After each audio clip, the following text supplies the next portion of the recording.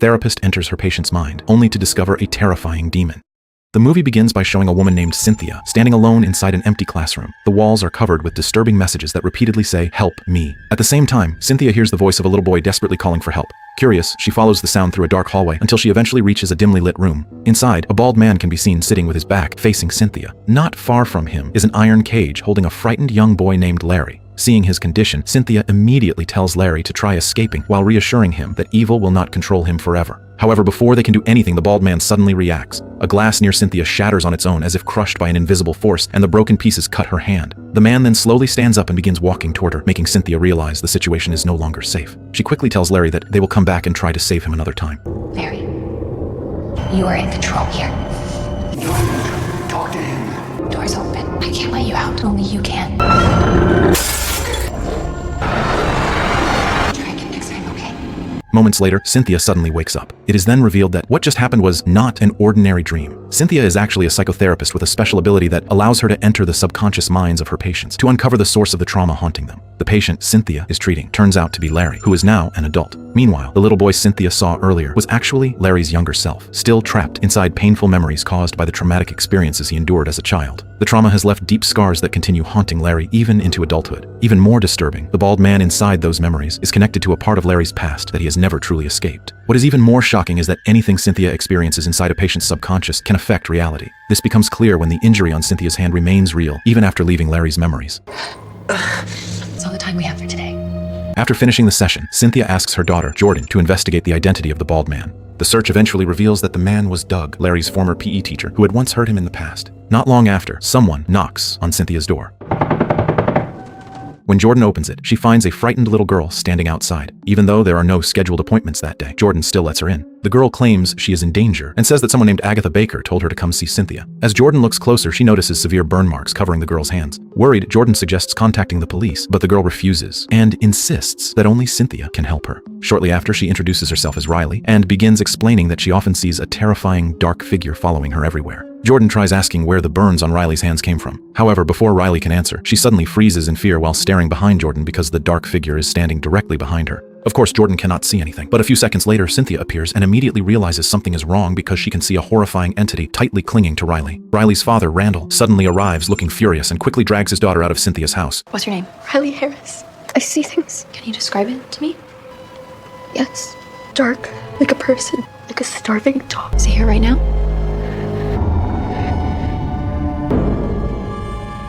It's standing right behind me. I can feel it. Jordan, who's at the... Hey, Riley! Right! Get in the truck. The incident leaves Jordan convinced that Riley and her father are hiding something. Believing the girl genuinely needs help, Jordan asks her mother to intervene. However, Cynthia firmly refuses. She explains that whatever is attached to Riley is not something ordinary and is far too dangerous to confront. She was terrified on her arm. I mean, her dad's obviously hiding something. Something's happening to that girl. There's nothing we can do for her. There is something attached to that girl, something terrible. Later that night, Jordan shares the information she discovered about Larry's past and reveals that Larry's former gym teacher was named Doug. During their conversation, it becomes clear that Cynthia has a deeply personal reason for avoiding cases like Riley's. Cynthia explains that her husband, who was also Jordan's father, died tragically while trying to handle a similar case. Although the exact cause of his death was never fully understood, Cynthia believes her husband's death by hanging was connected to the same entity he had encountered back then. Since that incident, the fear of losing loved ones has continued haunting Cynthia, making her reluctant to involve herself in similar situations. Even so, Jordan keeps trying to convince her mother that they should at least attempt to help Riley before it is too late. Despite this, Cynthia stubbornly refuses because she does not want to risk facing something she believes is far more dangerous than they can handle. That same night, Jordan experiences a strange dream. In her dream, she sees a younger version of herself standing alone inside an old house with a staircase leading up to the attic right in front of her. Just as young Jordan is about to climb the stairs, Jordan suddenly wakes up, breathing heavily. The next morning, curiosity drives Jordan to visit Agatha Baker in hopes of learning more about Riley and her family. I was hoping your mother was coming too. No, I just wanted to ask you. Somebody show up at the house yesterday. Does the name Riley Harris? Agatha explains that Riley's father, Randall, works as a carpenter and had previously helped restore several pieces of old furniture for her. That is how they first met. Agatha also reveals that Randall recently lost his wife. On top of that, she personally noticed the burn marks on Riley's hands, which worried her enough to eventually suggest that the family seek help from Cynthia. Agatha eventually gave Randall Cynthia's phone number, hoping she could help his daughter. After hearing that, Jordan, who was still curious, immediately asked Agatha for Randall's address and decided to go there alone to find out what was really happening to Riley.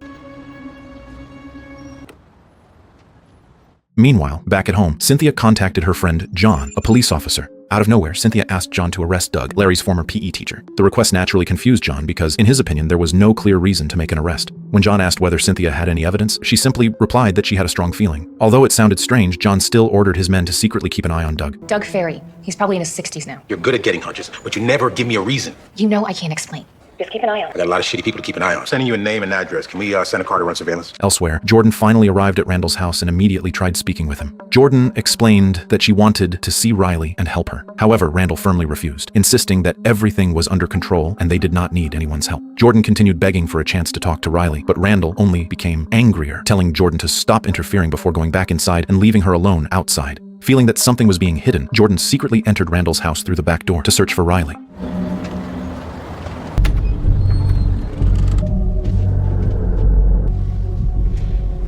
As she explored the inside of the house, Jordan found a door, but after opening it, she realized it was only an ordinary closet. Even so, something felt strange. Her instincts told her the place was hiding something. She started moving the hanging clothes aside until she discovered a hidden door behind them. Since it was locked, Jordan searched for a screwdriver and eventually managed to open it.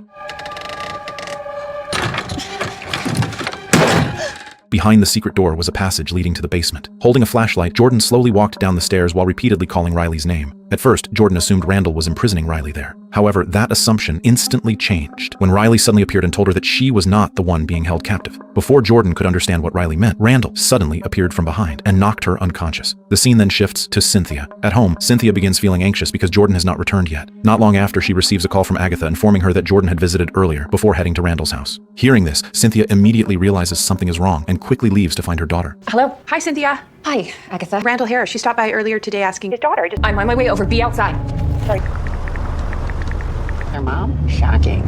Meanwhile, Jordan wakes up in the basement with her hands tied behind her back. She soon realizes she is not alone. Nearby, there is a woman whose body looks severely damaged, and she is tied up just like Jordan. Not long after, Randall appears. Jordan immediately tries convincing him that her mother has special abilities and might be able to save Riley. However, Randall explains that he has already asked other people for help many times before. Instead of receiving help, those attempts only led authorities to try taking Riley away from him. That is why he no longer trusts anyone. Desperately, Randall reveals that Riley has been forced to feed the entity all this time because if she does not, the creature will eventually consume Riley's soul instead. After losing his wife to the same thing, Randall cannot bear the thought of losing his daughter too. That is why he has been willing to do horrifying things, including sacrificing other people just to make sure the entity continues to have something to feed on. Even the woman imprisoned there appears to have been used as a source of energy for a long time so the creature could keep receiving what it needed. Not long after, Riley approaches Jordan and places both hands on her shoulders. At that moment, Jordan instantly feels her body weakening, as if all of her energy is being drained away. At the same time, real burn marks begin appearing on her arms. Only then is it revealed that the entity attached to Riley has been feeding on Jordan's life force through physical contact. Once the process ends, the terrifying presence disappears. Riley and Randall then return upstairs as if everything that just happened was completely normal. From their conversation, Jordan slowly realizes that Randall never intended to kill her directly. Instead, he planned to take Jordan far away to an isolated place so her energy could continue being drained as food for the entity. Randall knows Jordan will eventually be searched for, so he plans to disappear somewhere no one will ever find them. To make sure Jordan cannot be tracked, Randall even destroys her phone without hesitation. After losing his wife, Randall seems willing to do absolutely anything to ensure Riley does not suffer the same fate, even if it means sacrificing innocent people. However, despite everything, Riley still believes Cynthia can save her. While Randall is distracted, Riley secretly takes a pair of cutting pliers and returns to the basement to rescue Jordan. Jordan tries convincing Riley that her mother is truly capable of helping. Hearing that, Riley gives the cutting pliers to Jordan before leaving again. Jordan quickly uses them to free her hands.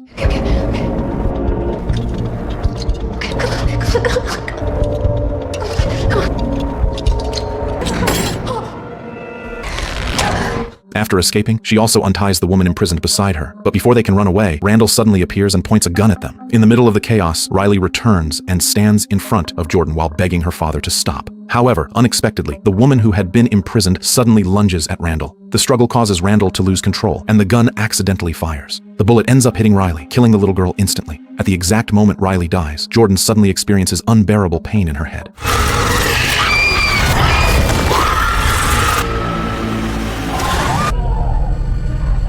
As she struggles to understand what is happening, Jordan sees a terrifying demon standing directly in front of her. And it is at that moment the horrifying truth is revealed. Riley's death is not the end of everything, because the entity that had been attached to her all this time has now found a new host. And this time, that new host is Jordan. Terrified, Jordan immediately runs out of Randall's house. Once outside, she sees Cynthia and Agatha arriving in a car. Without thinking twice, Jordan rushes over and hugs her mother. However, amid the chaos, Randall quietly takes advantage of the situation and escapes in his car, leaving the house behind. The scene then shifts to the police station. There, Cynthia speaks with John while Jordan is being questioned by detectives about what happened inside Randall's house. John informs Cynthia that the woman found in the basement has been taken for an autopsy. Not only that, but the forensic team has also discovered the remains of several other victims hidden beneath Randall's house. These findings convince the police that the horrific events were not isolated incidents, and that Randall had likely been doing this for a very long time. Did they find the girl at the house? They brought her body to Common Grove Hospital. No, this probably isn't the time, but forensics is finding remains at the house. This guy's been doing it for a while. We'll find him.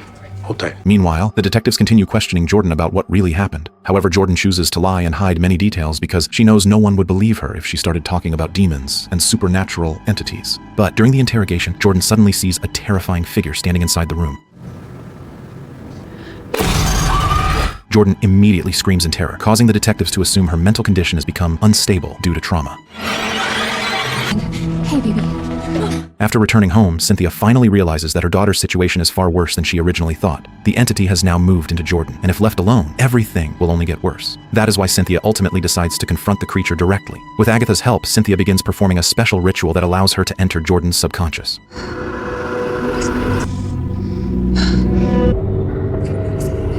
Moments later, Cynthia finds herself standing on a dark and silent road. As she walks through the place, she notices fragments of old newspaper articles containing stories about her past, including accusations that one of the cases her husband handled years ago ended in tragedy and resulted in a patient's death. It all seems intentionally designed to disturb her mind. While reciting prayers, Cynthia continues walking until she finally arrives at her old house. The house holds the greatest trauma her family has ever experienced, because it was there that the fear haunting Jordan since childhood first began. Cynthia enters the house and discovers an old family portrait still hanging on the wall. However, before she can continue upstairs to search further, the demonic entity suddenly appears and attacks her. At the same moment in the real world, Cynthia's hands slowly begin turning red as if suffering actual burns. It becomes proof that whatever happens inside the subconscious truly affects her physical body. Seeing Cynthia's condition worsening, Agatha panics and slaps her to break the ritual and force her back to reality. After waking up, Cynthia realizes she needs more information about the origin of the creature that has been following Riley all this time. That is why she decides to visit the hospital in search of answers. Meanwhile, Jordan stays at home with Agatha, while a police officer guards the house to keep them safe.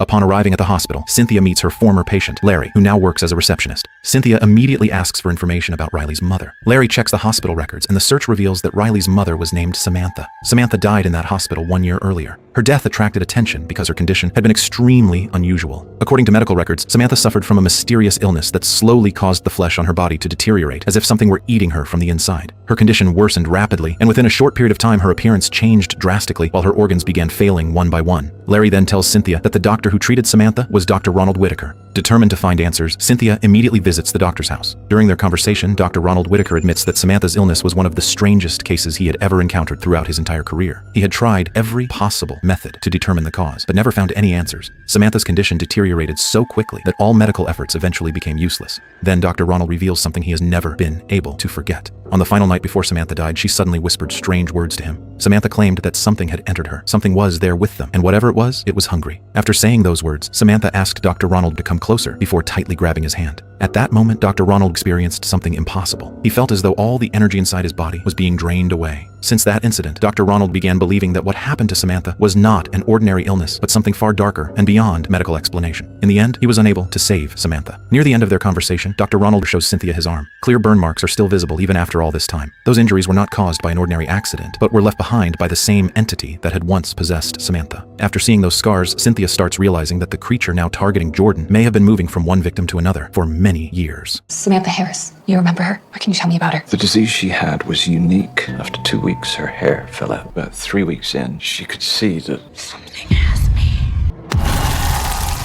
It's hungry.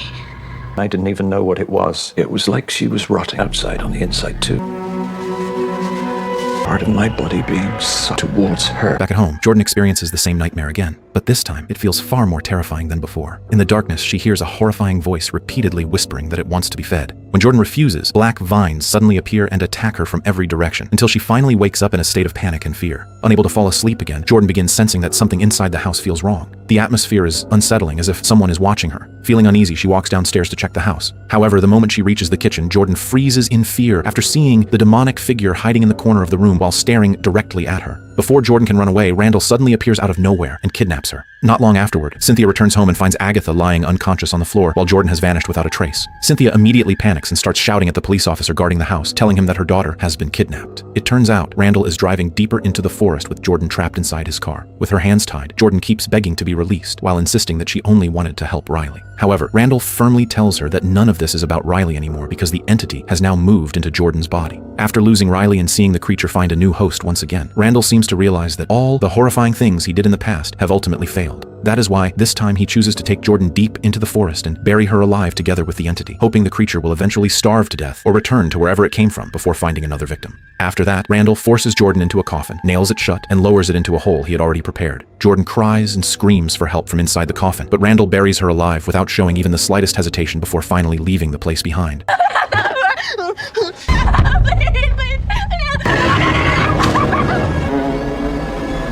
Randall later turns himself in at the police station. Cynthia, overwhelmed with panic, immediately rushes to him and begs Randall to reveal where Jordan is. However, Randall remains silent and refuses to say anything. Running out of options, Cynthia asks John for permission to speak with Randall alone. She believes she can use her abilities to locate Jordan through Randall's mind. At first, John refuses because it clearly violates police procedure. Just let me talk to him. I'm sorry, I can't let you do that. If I don't talk to him, we might not ever find her. It's so against protocol. I don't. Just trust me. I'm sorry. Meanwhile, trapped inside the coffin buried deep in the forest, Jordan desperately struggles to survive. Surrounded by complete darkness, she searches for anything that might help her escape until she eventually finds a flashlight. But the moment she turns it on, Jordan is horrified to see the terrifying entity suddenly appear directly in front of her inside the cramped space. At the same time, John finally receives confirmation that Doug, the man Cynthia had previously suspected, is indeed a child abductor. At that moment, John begins realizing that Cynthia's instincts and abilities have been real all along. Because of this, he finally allows Cynthia to enter Randall's interrogation room. The moment she gets the chance, Cynthia immediately uses her ability to enter Randall's mind. Inside, she sees fragments of Randall's memories connected together. First, she witnesses the hospital where Randall's wife died tragically. Then her vision shifts to the basement, where countless horrifying events took place. Finally, Cynthia sees the last location, the forest where Randall buried Jordan alive. While inside Randall's memories, Cynthia carefully memorizes every clue she sees, from the directions and surroundings to specific details that might help her locate the place later. Once she feels she has learned enough, she quickly escapes Randall's mind before it is too late. The moment she returns to reality, Randall suddenly begins screaming hysterically that Jordan has to die so the demon cannot move to another person ever again. Cynthia immediately informs John that Jordan has been buried somewhere in the forest, but she still does not know the exact location. Without wasting any time, Cynthia grabs Randall's shovel and leaves with Agatha to search for her daughter. Even without knowing the precise location, Cynthia follows the instincts and clues she saw inside Randall's memories. Where are we going? What are we gonna find? When we get there, I need you to trust me. Meanwhile, back at the police station, John orders every available unit to follow Cynthia's route into the forest so they can help find Jordan as quickly as possible. For fresh tire tracks and any sign of Cynthia's car. I want units searching any entrances to the forest and In the middle of the dark forest, Cynthia continues following the signs she remembers from the vision. Eventually, she arrives at a place she believes is where Jordan was buried. Without hesitation, Cynthia and Agatha immediately begin digging. After digging deep enough, they finally discover Jordan's coffin and quickly smash through the wooden boards to open it. But the moment the coffin opens, Cynthia is shocked to see the demon hovering directly above Jordan, who is already extremely weak and close to death inside. At that moment, Cynthia realizes the only way to save her daughter is to enter Jordan's subconscious and confront the creature herself. In the middle of the chaos, the sound of approaching police sirens begins echoing through the forest. Agatha quickly distracts the arriving officers so Cynthia can stay focused on performing the ritual. Cynthia then places her hand on Jordan's forehead and begins entering her daughter's subconscious. Moments later, Cynthia successfully enters Jordan's mind and finds herself standing outside their old house. In front of the house, Jordan is sitting quietly, her face filled with fear, as if she is too terrified to step inside. Seeing this, Cynthia tells Jordan to stay outside while she enters the house alone to confront the entity herself. Inside the house, Cynthia discovers that the entire building has fallen into ruin and is covered with black vines spreading through every corner as if they were alive. She slowly makes her way upstairs until she eventually reaches the staircase leading to the attic, the same staircase that has haunted Jordan's nightmares for years. Even though fear is clearly written across her face, Cynthia forces herself to keep climbing. The moment she reaches the attic, she is horrified to see her husband there, hanging lifelessly. For a brief moment, Cynthia stands frozen, unable to hold back her grief after seeing the man she has missed for so long. But she quickly realizes that everything around her could simply be another trick created by the demon to weaken her. Because of that, she forces herself to stay calm and focus on saving Jordan. Suddenly, the demonic entity appears and violently grabs Cynthia by the throat, as if trying to consume her soul on the spot. However, Cynthia has already prepared herself for this confrontation. With the last of her strength and courage, she places her hand against the demon's forehead and forces her way deeper into its subconscious.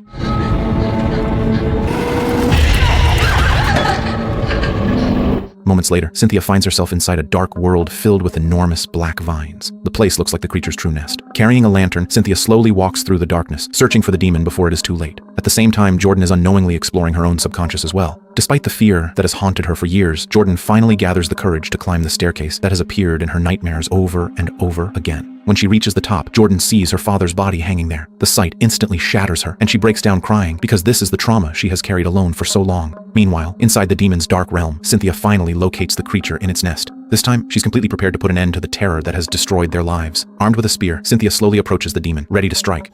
You're hungry. We get it.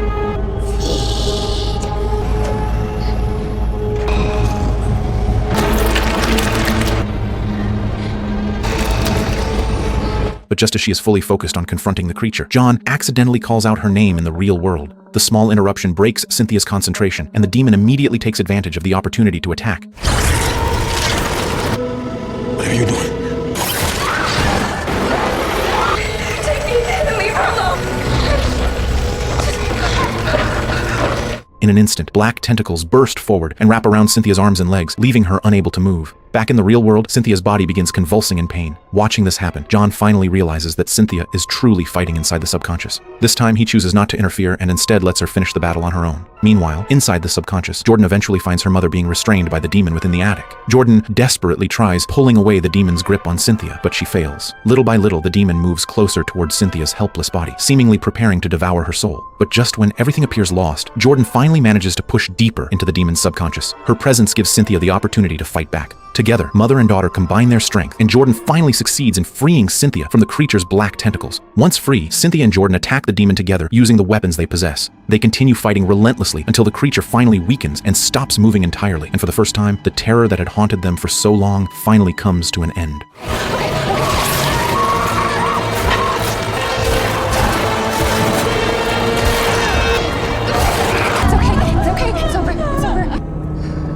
Back in the real world, Cynthia suddenly wakes up. Not long afterward, Jordan also begins showing signs of life. Seeing that both of them survived, John feels relieved and immediately calls for medical assistance. 6 months after those events, Cynthia is once again seen standing in front of her old house, the same house that has carried years of trauma and painful memories for their family. Standing at the entrance, Cynthia sees a younger version of Jordan frozen in fear. But this time, everything is different. Slowly, Cynthia encourages Jordan to face her fear at last. And for the first time, Jordan finally finds the courage to climb the staircase that has haunted her nightmares all these years. When she reaches the attic, Jordan gently removes the rope wrapped around her father's neck. The moment becomes a symbol that Jordan has finally confronted the trauma of her past and chosen to make peace with the fear that has followed her for so long. After that, Cynthia returns to reality and immediately embraces Jordan tightly. Even though their bodies are covered in wounds caused by everything they endured, it all feels worth it because they finally succeeded in defeating the demon that had terrorized their lives. Now, Cynthia and Jordan can finally live in peace, free from the nightmares that once haunted them, and begin a new chapter in their lives. And with that, the story comes to an end.